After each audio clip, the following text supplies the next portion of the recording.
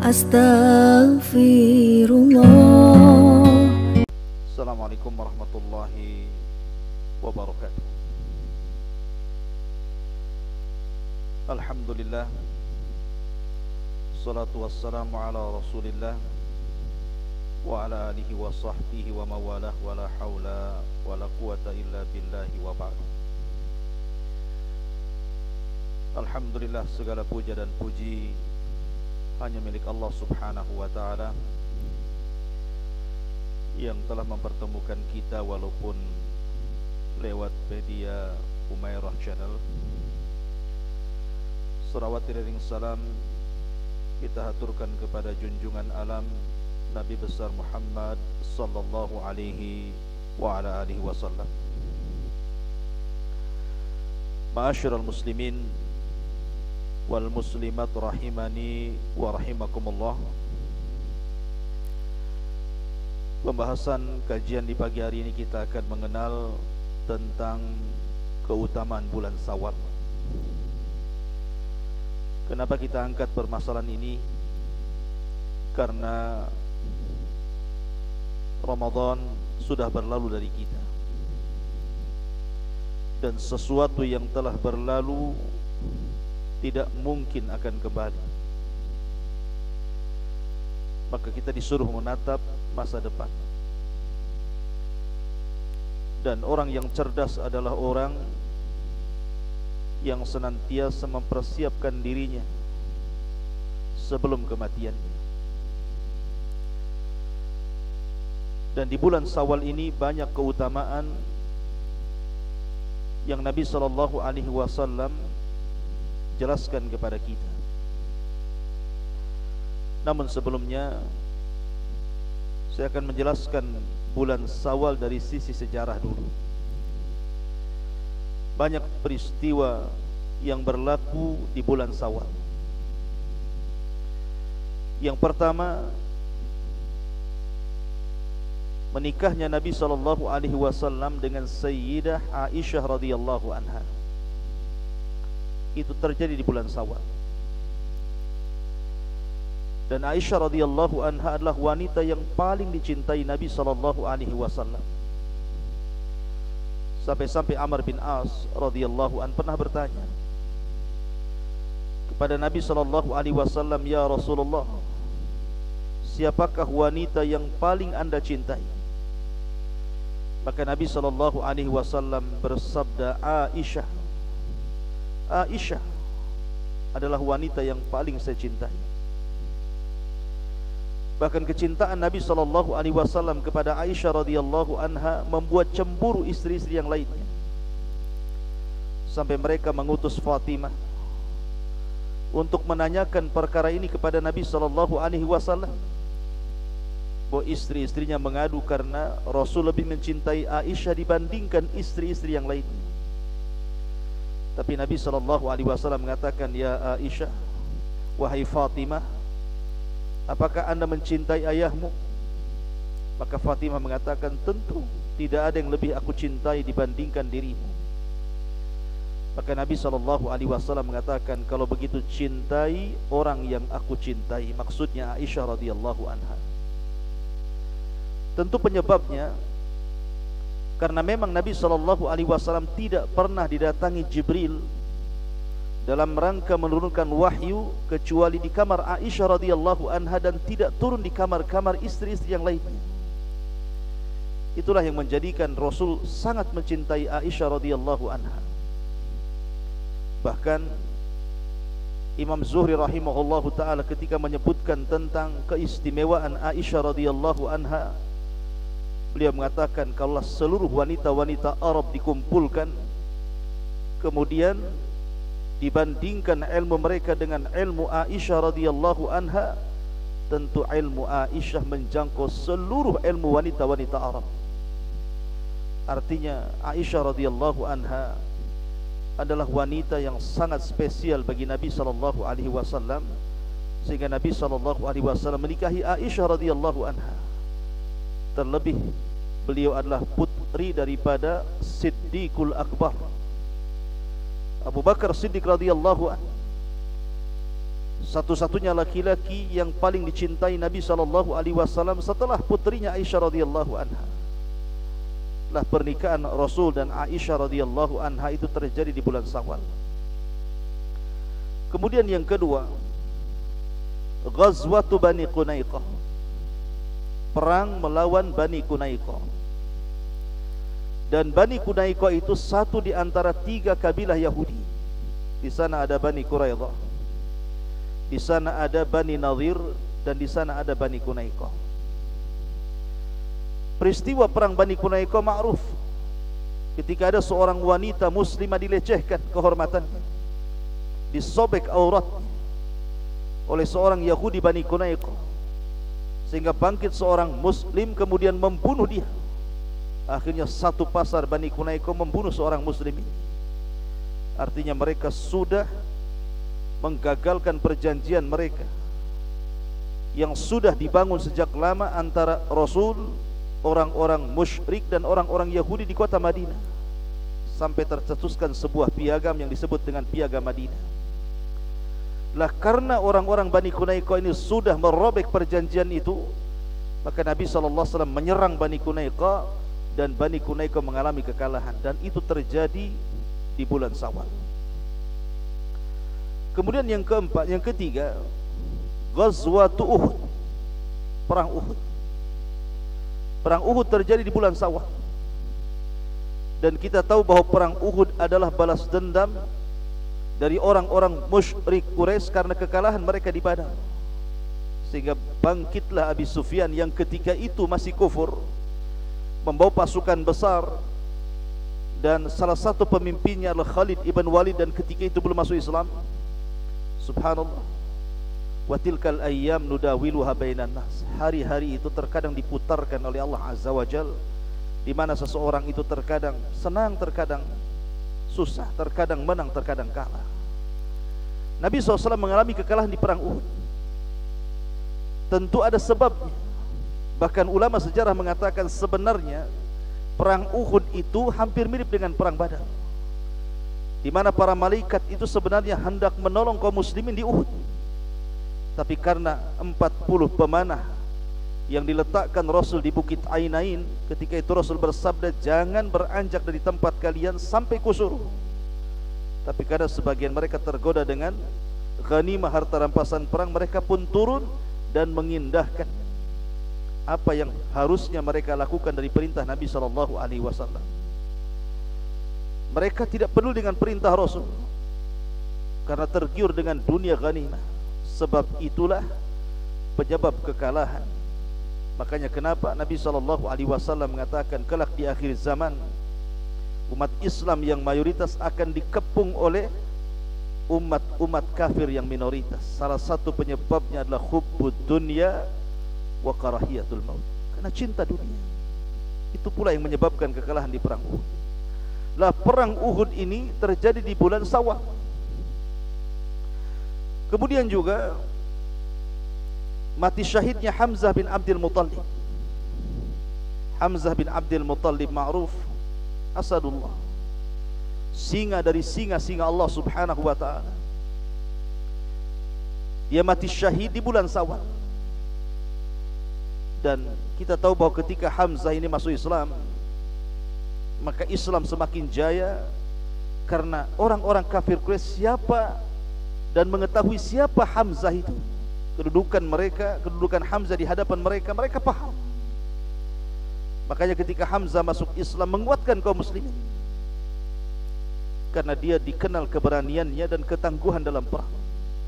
Tapi Allah Subhanahu wa ta'ala berkehendak lain. Hamzah kemudian meninggal mati syahid di tangan seorang budak namanya Wahsy. Dan Wahsy ini akhirnya masuk Islam. Kemudian dia merasa bersalah karena melihat kesedihan Nabi SAW apabila disebutkan tentang wafatnya Hamzah. Makanya dia ingin membalas kesedihan Rasul dengan kebahagiaannya. Sehingga di zaman Abu Bakar Siddiq radhiyallahu an, ketika Abu Bakar mau pasukan besar melawan Musailamah al-Kadzdzab, si nabi palsu itu, maka Wahsyilah pembunuh nabi palsu Musailamah al-Kadzdzab. Dulu dia membunuh orang yang paling dicintai Rasul, kemudian dia balas dengan membunuh orang yang paling dibenci Nabi sallallahu alaihi wasallam. Kemudian juga banyak peristiwa, ada namanya Ghazwatu Hamral Asad, itu juga terjadi di bulan Syawal. Kemudian Sariyah Salim ibn Umar untuk membunuh Abi Afaq, itu juga terjadi di bulan Syawal. Termasuk juga perang Bani Salim, itu pun terjadi di bulan Syawal. Dan yang terakhir pada tahun ke-8 perang Hunain, itu pun terjadi di bulan Syawal. Dan perang Hunain ini perang bersejarah, karena banyak ketika itu kabilah-kabilah yang tadinya musyrik berbondong-bondong datang kepada Rasul, kemudian masuk Islam. Sehingga ketika tragedi perang Hunain ini, banyak orang-orang yang baru masuk Islam, mereka terlibat dalam jihad. Sehingga sebagian mereka bangga karena banyaknya pasukan, sementara pasukan musuh sedikit. Makanya di awal peperangan, perang ini sempat mengalami kekalahan, tetapi di akhir perang Allah menangkan perang ini. Dan subhanallah, dalam perang ini Nabi SAW dianugerahkan ghanimah yang sangat besar, melebihi perang-perang yang lain. Sehingga Nabi SAW berusaha dengan harta rampasan perang itu melembutkan hati-hati tokoh-tokoh orang-orang yang baru masuk Islam supaya istiqamah. Dan sebab perang ini pula lah muncul seorang tokoh yang kelak akan menjadi cikal bakal Khawarij. Siapa dia? Dzul Khuwaisirah. Muncul di sini ketika Nabi SAW membagi-bagikan ghanimah harta rampasan perang, dilebihkan kepada orang-orang yang mu'allafatu qulubihim, yang ingin dilembutkan hati-hati mereka. Dan kebanyakan orang-orang berasal dari Mekah, orang-orang muhajirin.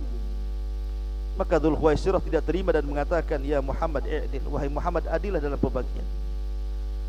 Nabi sampai murka dan mengatakan, illam adil faman ya'dil, kalau aku tidak adil, siapa yang lebih adil? Kemudian orang ini berlalu dan Rasul mengatakan, ingat, dari pundak orang ini akan muncul orang-orang semisal dia, yang meremehkan solat kalian dibandingkan solat mereka, bacaan Quran kalian dibandingkan bacaan Quran mereka. Tetapi mereka membaca Quran tidak sampai di tenggorokan mereka. Mereka melesat dari Islam seperti melesat anak panah di busurnya.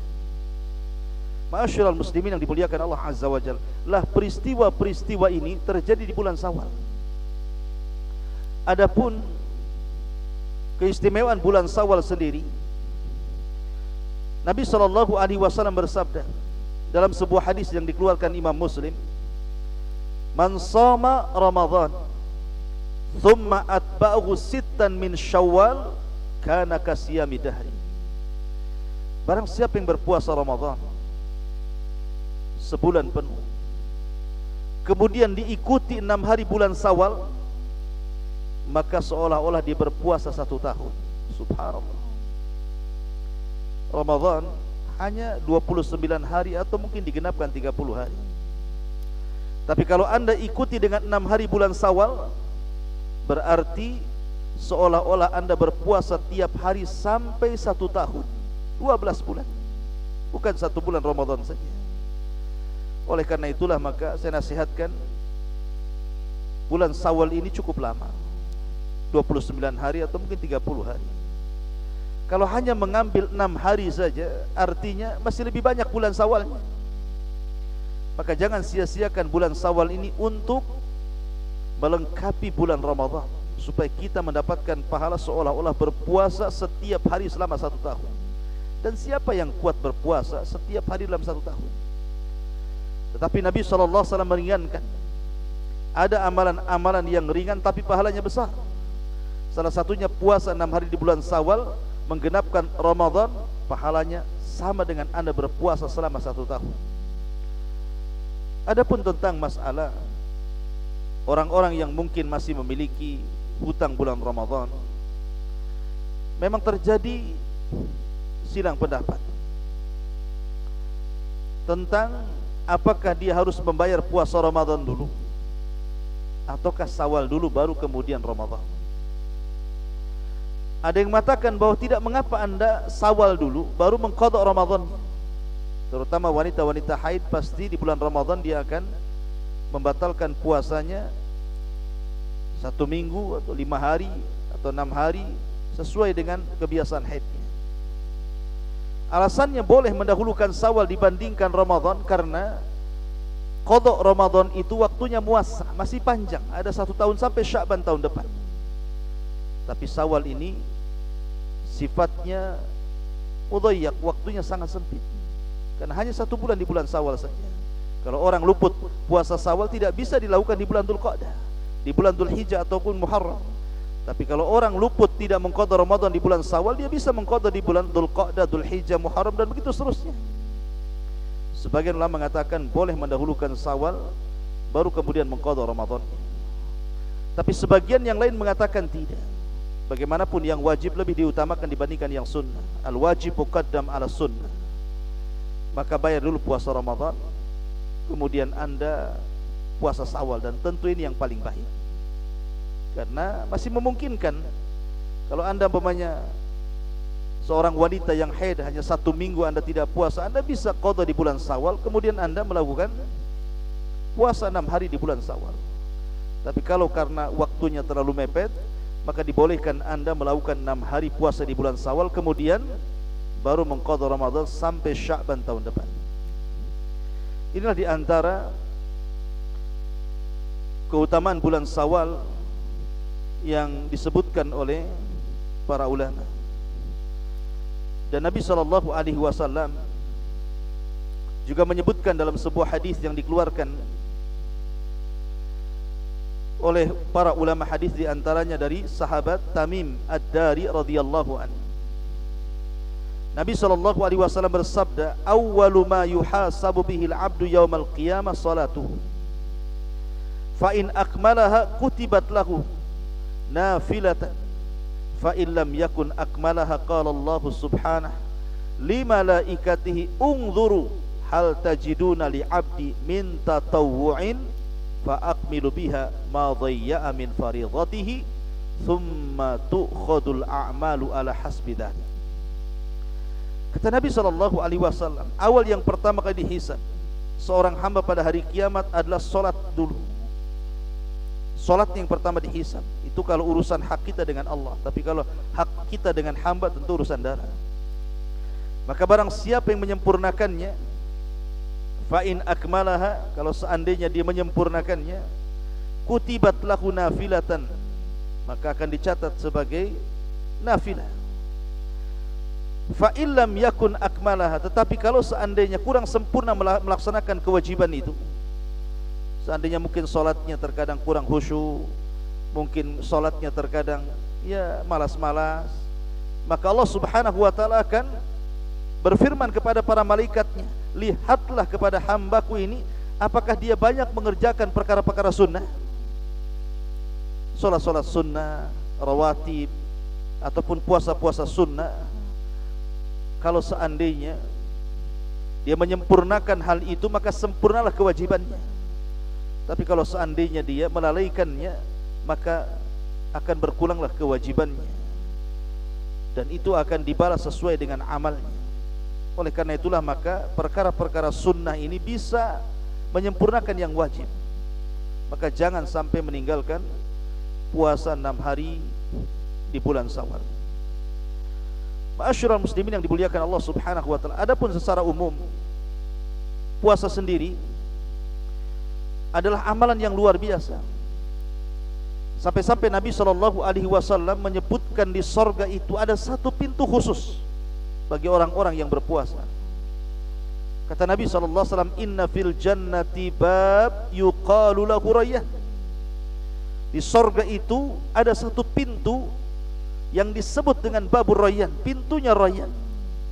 Yadkhulu minhu shaimuna yaumal qiyamah, di mana orang-orang yang ahli puasa akan masuk dari pintu ini. La yadkhulu minhu ahadun ghairahu. Adapun selain orang yang ahli puasa tidak mungkin masuk dari pintu ini. Makanya pintu ini akan diletakkan para penyeru dan mengatakan, aina shaimun, aina shaimun, di mana orang yang ahli puasa, di mana orang yang ahli puasa. Fayaqumun, maka orang yang ahli puasa akan berdiri. La yadkhulu minhu ahadun ghairuhum, tidak ada satupun yang masuk dari pintu itu kecuali orang-orang yang berpuasa. Karena Rasul mengatakan fa idza dakhalu ughliq, kalau seandainya mereka sudah masuk maka pintu itu langsung ditutup. Subhanallah. Sampai Nabi SAW menyediakan, atau Allah Subhanahu wa ta'ala menyediakan satu pintu khusus bagi orang yang berpuasa. Ma'asyiral muslimin yang dimuliakan Allah Subhanahu wa ta'ala, bahkan puasa itu bisa menjadikan syafaat bagi para pelakunya. Nabi SAW mengatakan as-siyam wal Qur'an yashfa'ani lil abdi yaumal qiyamah. Puasa dan Quran itu bisa menjadi syafaat bagi seorang hamba pada hari kiamat. Yaqulu shaim, nanti puasa ini akan bangkit di hadapan Allah dan akan mengatakan, ya Rabb, mana'tuhu at-ta'ama wasyahwata bin nahari. Ya Rabb, orang ini gara-gara aku kata puasa, dia tahan makan, dia tahan syahwat di siang hari. Fasyafi'ni fi, berikan syafaat kepadaku untuknya. Subhanallah. Pada akhirat itu, kelak ketika kita diwafatkan Allah Subhanahu wa ta'ala, dikumpulkan di padang mahsyar, tidak ada yang bisa menolong kita kecuali syafaat. Maka puasa itu salah satu bisa memberikan syafaat bagi para pelakunya. Bahkan puasa itu yukaffirul khataya, bisa menghapuskan dosa-dosa kita. Nabi SAW yang mengatakan fitnatur rajuli fi ahlihi wa mali wa jari tukaffiruha as-salatu was-siyam was-sadaqatu wal amru bil ma'rufi wan nahyi 'anil munkar. Fitnahnya seseorang itu terkadang ada pada keluarga, terkadang ada pada harta, terkadang ada pada tetangga. Maknanya terkadang kita lalai mendidik keluarga, kurang menasihati mereka, atau terfitnah dengan harta sehingga lalai untuk beribadah kepada Allah Azza wa Jalla. Ataupun kita lalai dengan hak-hak tetangga sehingga kita menyakitinya. Lah dosa-dosa karena fitnah, lalai kepada keluarga, lalai kepada harta, lalai kepada tetangga, tukaffiruhas salatu wassiyam, kata Rasul, bisa digugurkan dengan pahala salat, pahala puasa, pahala sedekah, memerintahkan manusia dengan kebaikan dan mencegah manusia dari keburukan. Salah satunya adalah puasa di sini. Menunjukkan bahwa puasa bisa menggugurkan dosa. Bahkan sebuah hadis yang menarik lagi, Nabi SAW mengatakan, ma min abdin yasumu yawman fi sabilillah illa ba'adallahu bidzalikal yawm wajhahu anin nari sab'ina kharifan. Tidaklah seorang hamba berpuasa satu hari saja di jalan Allah Subhanahu wa ta'ala, kecuali Allah Subhanahu wa ta'ala akan jauhkan pada hari itu wajahnya dari api neraka sab'ina kharifan, 70 musim. Makanya wajar kalau seandainya puasa itu junnah, tameng antara dia dengan api neraka. Dan ini keistimewaan, oleh karena itulah maka berpuasalah 6 hari di bulan Syawal, apalagi pahalanya sudah disebutkan di awal, seolah-olah Anda berpuasa selama 1 tahun. Mudah-mudahan ada manfaatnya. Subhanakallah bihamdika, asyhadu an la ilaha illa anta, astaghfiruka wa atubu ilaik. Allah ta'ala. Assalamualaikum warahmatullahi wabarakatuh.